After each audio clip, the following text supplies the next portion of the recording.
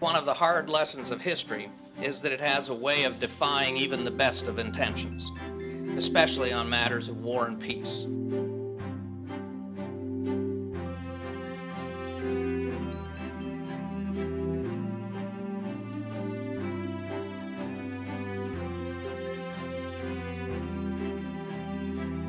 As Andrew Carnegie himself said, as I grow older, I pay less attention to what men say. I just watch what they do. This institution has definitely done just that, and the world is a far better place for it.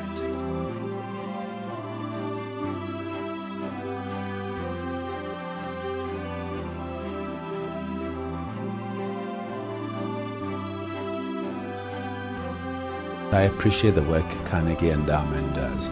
I appreciate its work in the area of peace.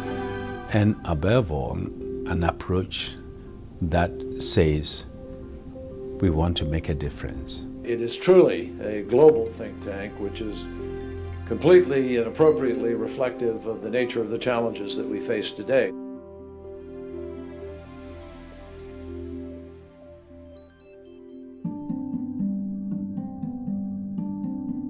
The story begins with this young boy, Andrew Carnegie, who was born into poverty, emigrated as a 7-year-old with his parents to this country, achieved a huge fortune through sheer ability and determination, hard work, the American success story, and then arrived at this extraordinary commitment to give it all away.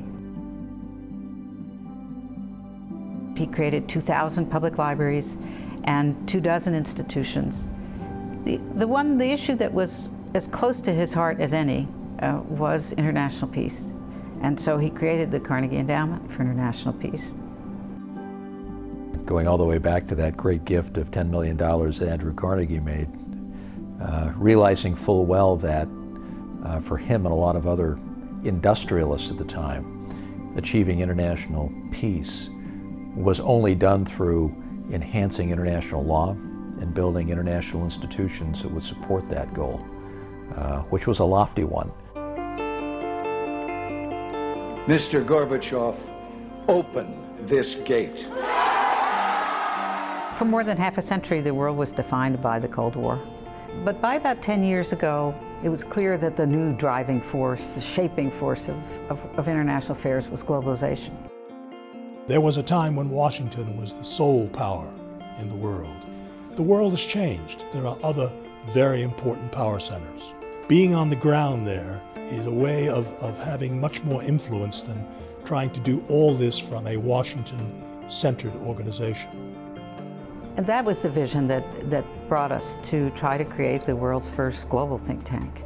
Not an American institution with branches overseas, but an international institution made up of think tanks that lived in different societies, but were all part of one institution.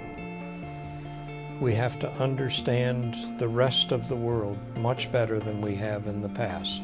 We have to speak the language and spend time engaging in multidisciplinary research with others from around the world.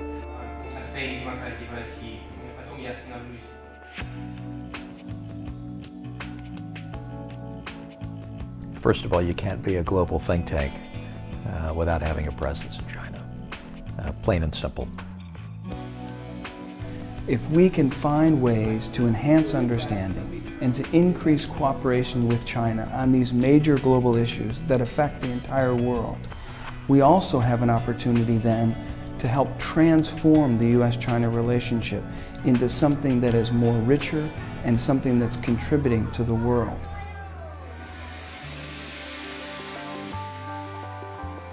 We are seen as a serious think tank. It doesn't mean that people agree with what we say. It doesn't mean that people just pull a page from study and turn it into a government policy paper. When people look at us, they don't think that they're necessarily coming to work for a Washington think tank. They're coming to work for a Russian think tank. What is said here and what is written here gets a lot of attention.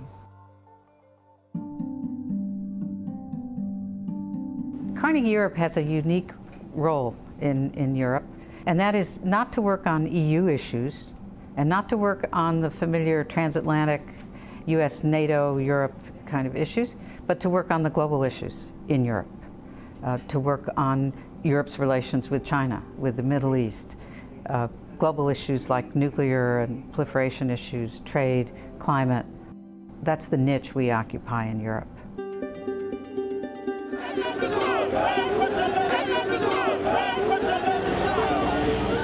The Middle East is going through a huge transformational change today. It's a change that I believe will not be measured in days, months, or even years, but probably in decades. We are well known throughout the Middle East. We publish in Arabic, so we reach out to audiences that would not otherwise be reached by an ordinary English-speaking publication. Thousands of protesters committed to a new Egypt flooded into Tahrir Square one more time. Revolutions are always better at starting change than institutionalizing it. This is where Carnegie comes in, with the knowledge that our experts have, with the fact that they are from the region. They are uniquely placed in order to study these transitions and be able to offer such roadmaps in both the political and economic front.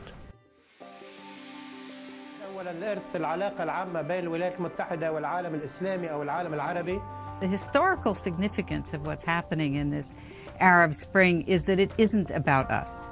It's about them. This is nowhere near Chernobyl-like levels of radiation. It's a very young, modern, progressive population which deeply aspires to live in a more open society. A think tank is a bridge that connects governments, business, experts in academia and science, and works across those linkages, which no other kind of institution does. Carnegie is a special kind of think tank. It's special because internationalism lies just directly at its heart. I liken Carnegie Global to an international space station. So you have a lot of people contributing. This is a pioneering project, and I'm very proud to be part of it. The quality of what we do is outstanding. More people listening to us, more people reading our material, more people knowing us. And that's very satisfying. I can't say what Carnegie will look like 100 years from now. What I hope is that it will be as it is today, I think, at the leading edge of change, that it will continue to be an institution that feels free to and ready to redefine itself constantly as the world changes around it. Because that, I think, is what makes it unique.